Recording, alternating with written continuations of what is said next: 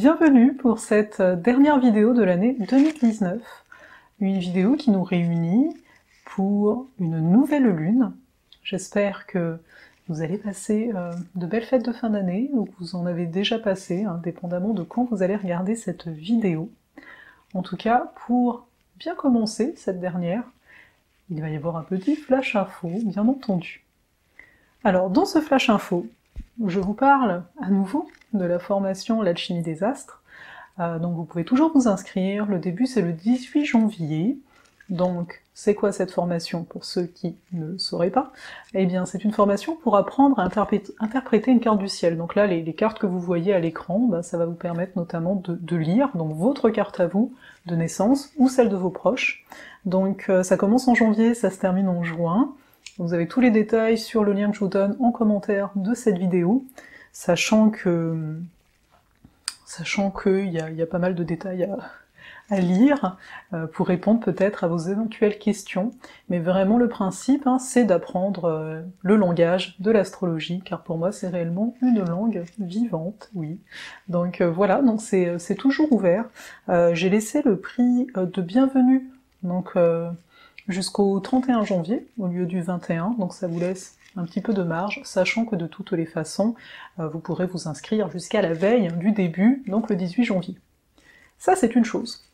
Une autre chose, et pas des moindres, je vous ai préparé, donc pour le solstice, pour cette éclipse solaire qu'on a durant cette nouvelle lune, ou encore, de façon plus large, pour vos périodes de transition, que ce soit parce que vous changez de région, que vous changez de métier, que vous changez de partenaire de vie, eh bien un soin méditatif que j'ai appelé le soin des passages, parce que ces moments de transition sont des moments pas toujours évidents à traverser, et par conséquent, là ce qui m'est venu, ça a popé il y a une semaine, de transmettre ce soin-là. Pour ceux qui sont habitués au recalibrage stellaire, vous connaissez un peu les énergies qui peuvent être présentes. C'est pour ça que j'appelais ça un soin et pas une méditation, même si ça y ressemble en tant que tel. Donc, je vous propose cela. Et puis aussi, et ça c'est vraiment très exceptionnel, je ne pense sincèrement pas que je vais recommencer, parce que ça demande de l'ouvrage, et parce que c'est vraiment très particulier, mais j'ai créé 4 guidances pour vous éclairer sur l'année 2020. Des guidances qui sont structurées par rapport aux éléments, les fameux 4 éléments, et donc, pourquoi ça? Parce que si vous êtes du signe, par exemple, du Bélier, du Lion, ou du Sagittaire, vous êtes un signe de feu, et par conséquent, la guidance de feu va vous convenir. Donc je vais parler plus spécifiquement de ces signes-là dans cette guidance-là. Donc voilà, et en plus, bien entendu, donc il y a une guidance un peu plus spécifique aux signes, mais également, je vous donne un peu ma vision pour ce qui nous attend en 2020. Donc en fait, vous avez le choix, soit vous prenez le soin des passages tout seul, soit vous prenez la guidance en lien à votre signe solaire toute seule, et là-dedans vous avez la guidance aussi générale à 2020, ou bien vous prenez les deux. Quoi qu'il en soit, quoi que vous choisissiez, j'ai aussi ajouté en bonus l'art de vivre, qui est un cahier, un PDF, d'une 30aine de pages, que j'avais déjà proposé l'an dernier, que là je repropose, alors bien sûr adapté à l'année 2020 qui s'en vient, donc dans un souci vraiment d'écologie de contenu, parce que quand je suis retombée là-dessus, je me suis dit mais vraiment, une seule fois, non, il y a plein de gens à qui ça pourrait profiter, donc je me suis dit, voilà, c'est cadeau en plus, ce PDF, qui va vous aider finalement à faire comme un rituel, on pourrait dire, de finalisation, de bilan de l'année 2019 et de préparation à l'année 2020. Je vous laisse regarder tout ça, je pense que j'ai assez parlé ici, mais je suis vraiment contente en fait, et enthousiaste de voir aussi quels sont les signes qui vont être les plus représentés, c'est-à-dire quel élément, quelle guidance va être la plus achetée, donc ça va me donner aussi un peu un éclairage, limite statistique, sur quels sont les signes qui me suivent ici. Bref, on arrête tout ça, et on va passer à ce qui nous intéresse, n'est-ce pas, même si j'espère que ça vous a intéressé, à savoir ce nouveau cycle qui s'amorce en cette fin 2019, mais en même temps en cette fin. Pour moi, le 21, le solstice, c'est le début de l'année, donc quelque part, cette nouvelle lune-là, elle est pas mal importante, et on va s'en parler de suite. J'ai appelé ce cycle cycle de structuration ou de maturation pour vivre, pour une nouvelle façon de vivre, pardon, voilà. Alors, j'aurais pu mettre autre chose, mais j'ai essayé de condenser, hein. Le thème des cycles, pour moi, c'est quelque chose, voilà, qu'on essaye de condenser. Donc c'est pas anodin, c'est-à-dire que là, pendant cette nouvelle lune, et pendant la pleine lune, qui va s'en venir le 10 ou 11 janvier, attendez, je vais vous dire avec précision, le 10 janvier, eh bien, on va avoir énormément de planètes en Capricorne, mais vraiment beaucoup, ce qui fait qu'il y a vraiment cette notion de on va commencer l'année, mais pas du tout n'importe comment, hein. On se centre sur ce qui est vraiment essentiel, peut-être que vous avez déjà commencé à sentir par moment, hein, avec les planètes en Capricorne ici, notamment avec Jupiter, soit qui a rejoint depuis un moment, mais là il y a comme une intensité de ah, ok, j'ai vraiment l'énergie pour travailler et je m'y mets à fond, et je ne me rends pas compte que je m'oublie aussi un petit peu. Ça va être tout un challenge par rapport à ça, c'est-à-dire d'entrer dans la matière sans se laisser alourdir par elle, et oublier une matière première qui est notre corps, et d'en prendre soin. Donc, on va entrer tout de suite dans cette carte de nouvelle lune, que j'ai ici sous les yeux, hein, comme d'habitude, et pour y entrer, on va amener le premier chapitre.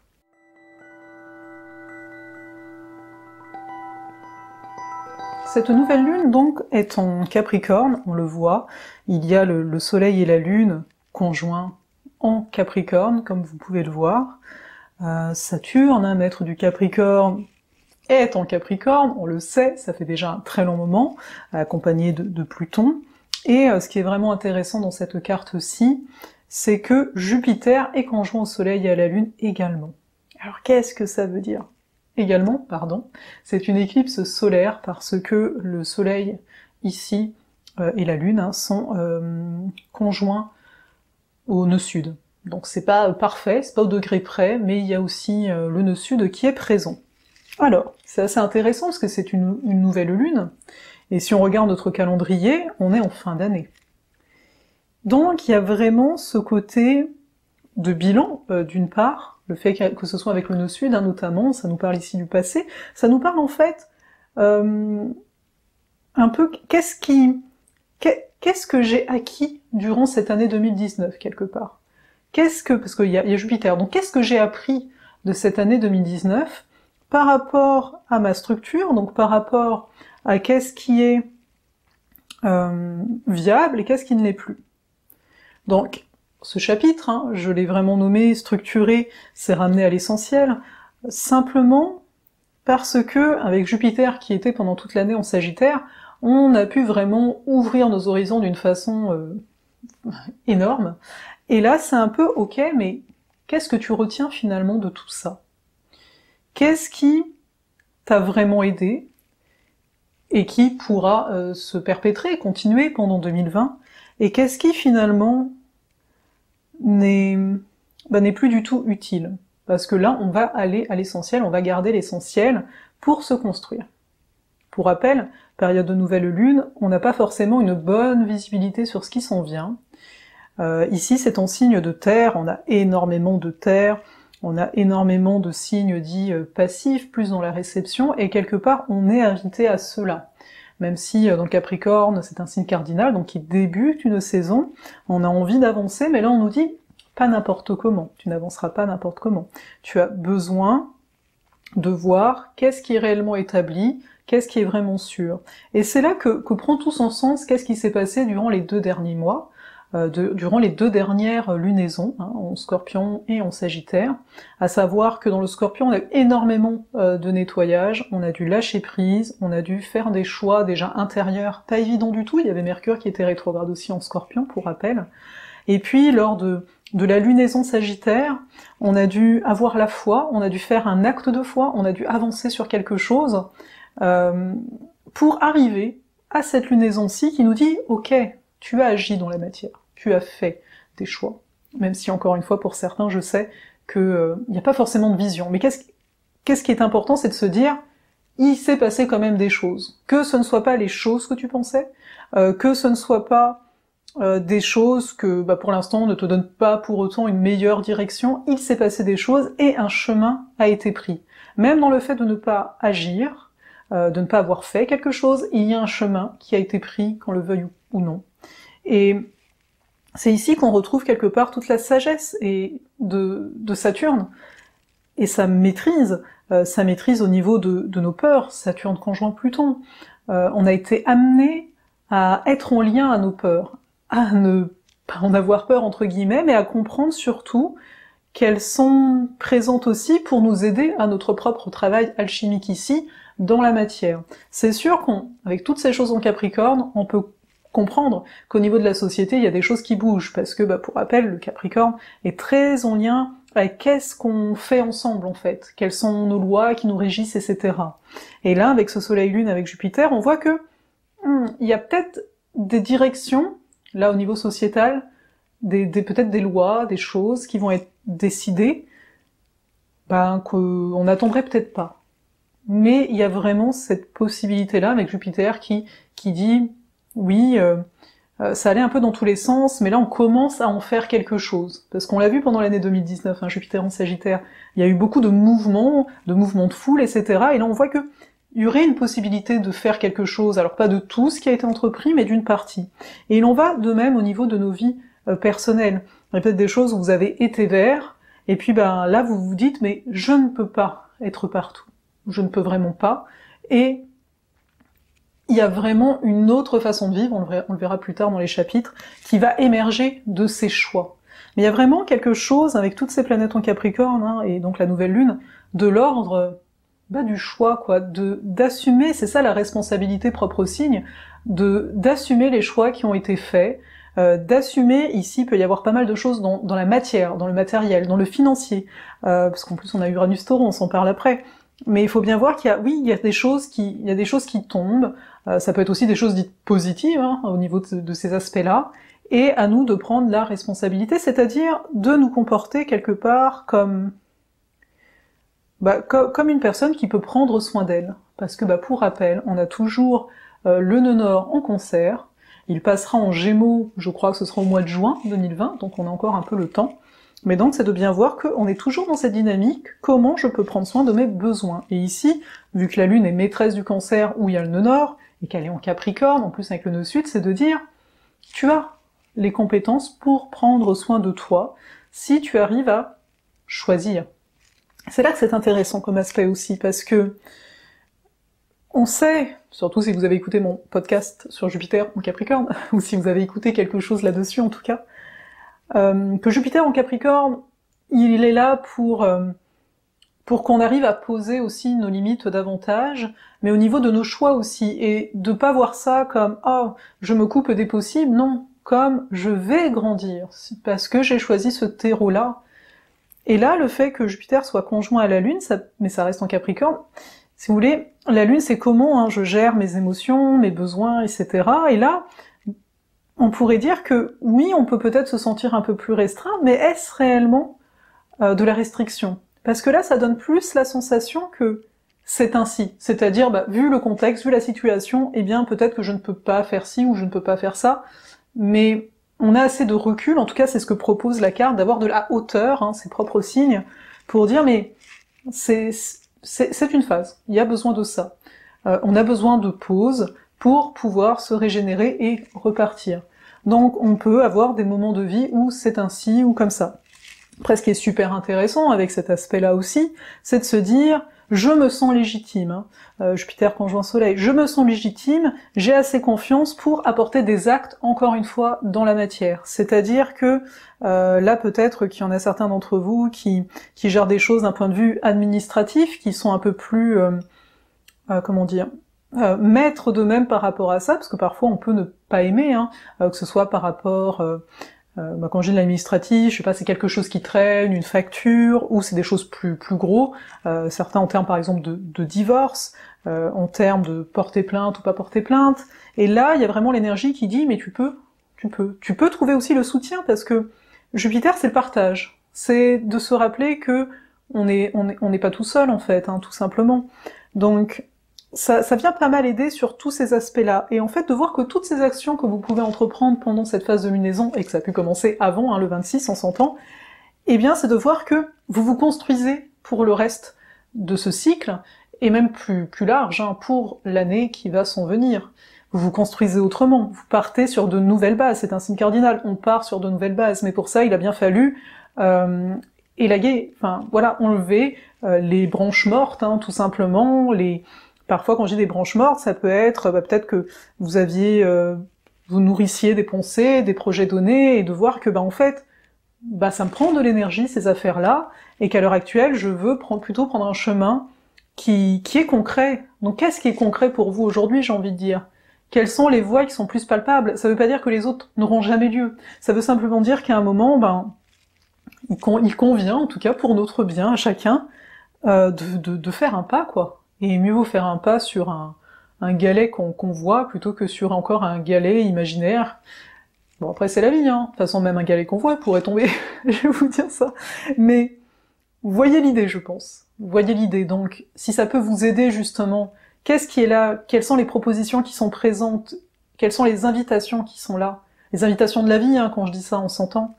Mais il y a vraiment ce rapport-là dans tout ce qu'on a en Capricorne, et c'est pas rien tout ce qu'on a donc. Hein. Donc voilà déjà pour ce premier chapitre, hein, je pense que c'est déjà pas mal, et on va aller directement dans le second chapitre.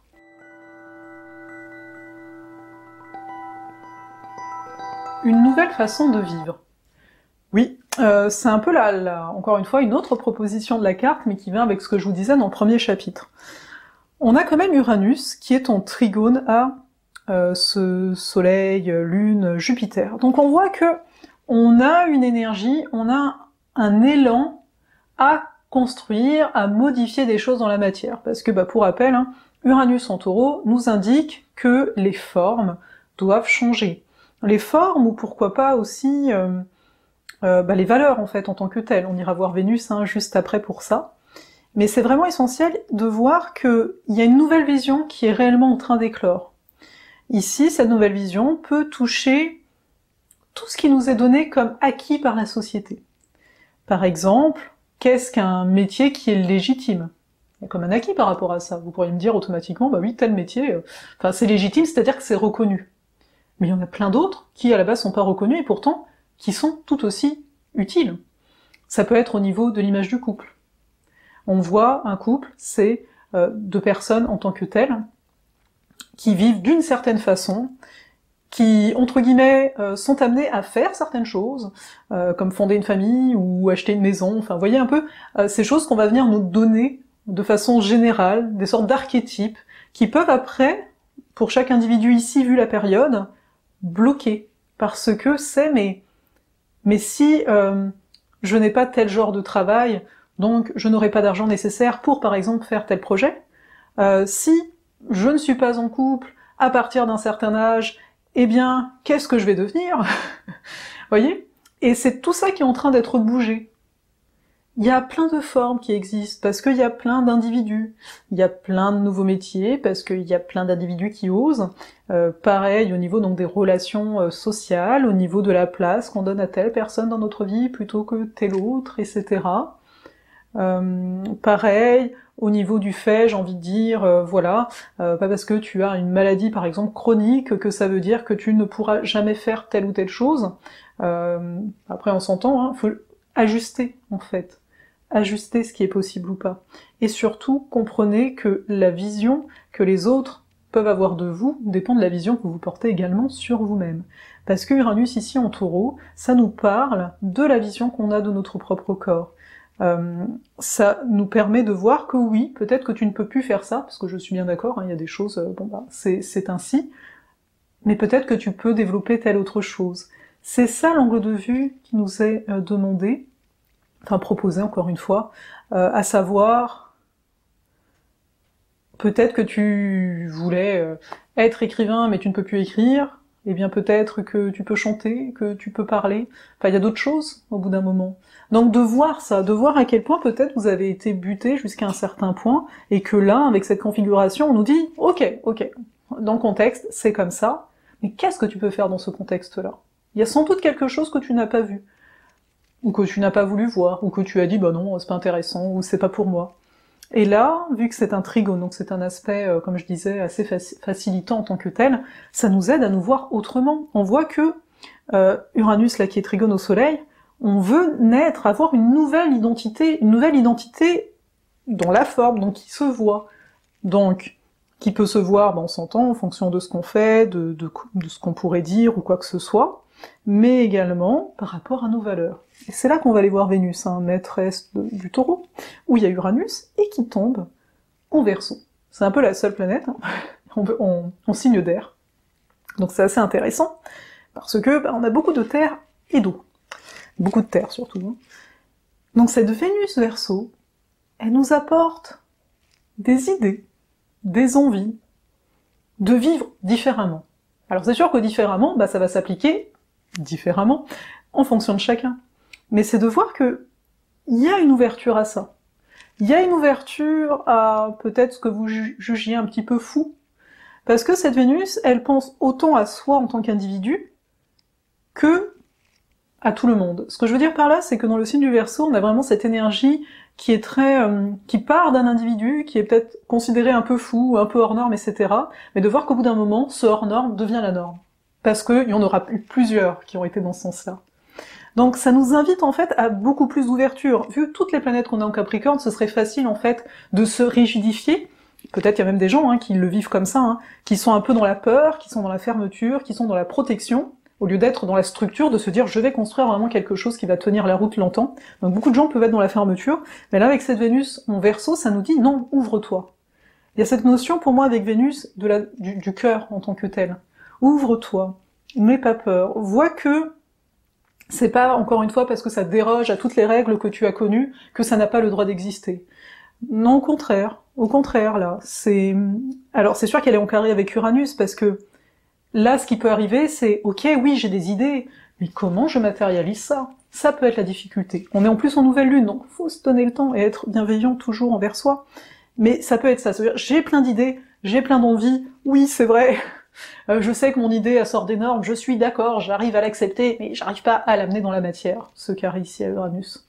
Donc c'est de voir que, ce qui est bien, c'est que le temps va un petit peu passer, que là c'est beau déjà d'avoir des idées, donc qu'est-ce que je peux faire de ces idées, ne serait-ce que juste les noter et commencer à regarder quels sont peut-être le premier pas. Alors c'est sûr que souvent on voit le gros truc, par exemple, et penser juste au premier pas, ça nous n'a pas envie des fois, surtout avec le côté Verseau qui est très visionnaire, mais c'est de dire mais qu'est-ce que je peux faire quand même dans ce présent-là?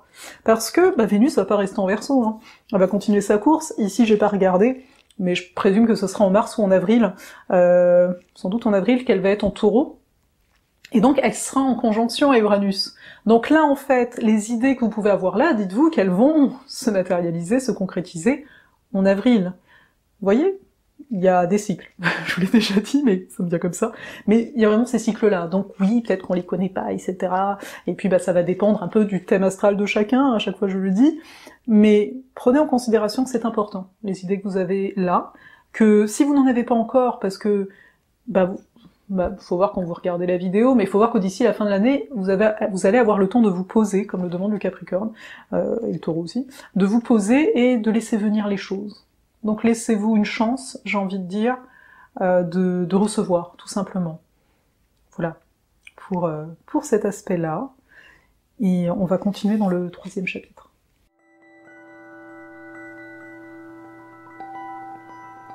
Trouver du sens dans ce qui compte vraiment. On est en fait au dernier balbutiement de Mercure en Sagittaire. Mercure qui est une recherche de compréhension ici, on recherche un peu à comprendre, ok, je vais faire ça ou ça, mais dans quel objectif? Ce qui est un peu normal en plus en cette période, où on parle beaucoup des intentions de la nouvelle année, dans le sens où c'est comme des sortes d'objectifs qu'on aimerait, on veut tendre vers ça.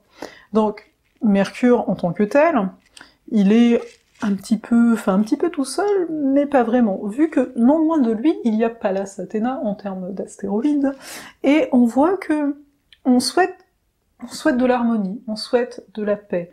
Là, on est vraiment dans une période où on peut aller toucher à une certaine sagesse, et comment elle se manifeste, cette sagesse, en revenant encore une fois à notre centre, à notre corps, à notre structure, en se rappelant que oui, je peux donc avoir des idées, on l'a vu avec Vénus Verseau, mais que ce n'est pas grave si je ne comprends pas tout, si je ne comprends pas le comment, le chemin à prendre. L'unique chose, c'est est-ce que ça fait sens pour moi. À partir de là, si ça fait sens pour moi, même si je ne sais pas où je vais être dans un mois, eh bien c'est que c'est juste. C'est comme une sorte de... C'est ça la sagesse, c'est une sorte de paix intérieure, de se dire ok, qu'est-ce que je peux faire là maintenant pour me sentir au mieux, en harmonie avec moi, et puis après, chaque chose, on s'entend. Donc, il y a Mercure qui nous parle de ça. Jupiter, hein, maître du Sagittaire, hop, se rapporte au Capricorne. Donc, on voit que l'unique chose dans laquelle pas rentrer dedans, c'est de rentrer dans une forme de rigidité de croyance ou de pensée, et aussi d'être trop exigeant envers soi. Parce qu'il pourrait y avoir, oui mais là tu vois j'ai des idées, et puis donc je vais me donner des deadlines super serrés, donc je suis super exigeant avec moi, et je me rends pas compte, et puis j'arrête pas de courir. On est en nouvelle lune. Là, on court pas. Normalement, on court pas. Après, chacun fait ce qu'il veut. Mais voilà, c'est juste pour dire, pour donner ça, parce que peut-être certains sont dans cette dynamique-là. À côté de ça, on a également Mars, hein, qui est en Scorpion, qui lui est... Ouais, c'est un peu large. Il fait plus vraiment l'aspect à Neptune, en trigone, Neptune toujours en Poisson. Toutefois, ce qu'il fait bien, c'est... Ouais, il fait un sextile à Saturne. Donc Mars Scorpion, c'est vraiment faire des choses parce que c'est vital pour nous de les faire. Donc c'est qu'est-ce qui me motive à agir, hein, Mars, hein, pour rappel, c'est comment j'agis, et ici on a vraiment ce dynamisme en Scorpion d'agir parce que c'est vital pour nous de faire certaines choses.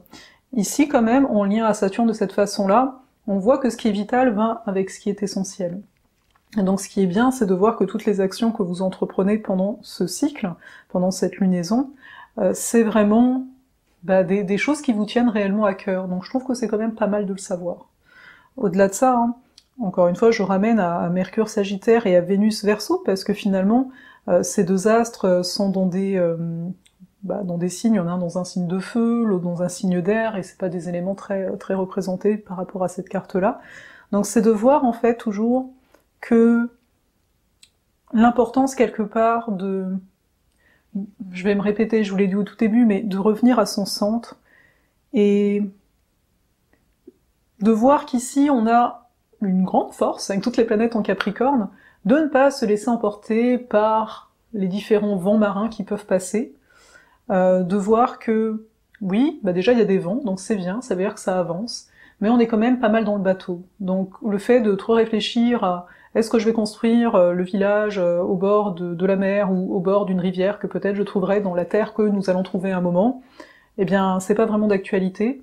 Là c'est réellement de se dire ok, j'ai des idées, je sais que ça me plaît, donc ça me plairait en tout cas, avec Mercure en Sagittaire, c'est ok, tu peux peut-être trouver des choses, des rencontres avec d'autres personnes, ou des ateliers ou quoi que ce soit, ou simplement des informations sur le net, pour commencer à voir si tu dois prendre plus à l'ouest ou à l'est, et tu vas la trouver la Terre. Mais pour l'instant, on n'y est pas encore. Après c'est une image, hein, peut-être certains sont déjà sur la Terre et ils sont en train de s'interroger.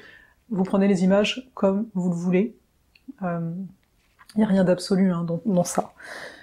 Mais donc, pour résumer, parce qu'on arrive au résumé de la carte hein, quand même, vous l'avez bien compris, on est vraiment dans ce début de construction de quelque chose de pas mal massif, d'une très belle fondation, on va construire en fait notre identité d'une façon très différente par rapport à avant.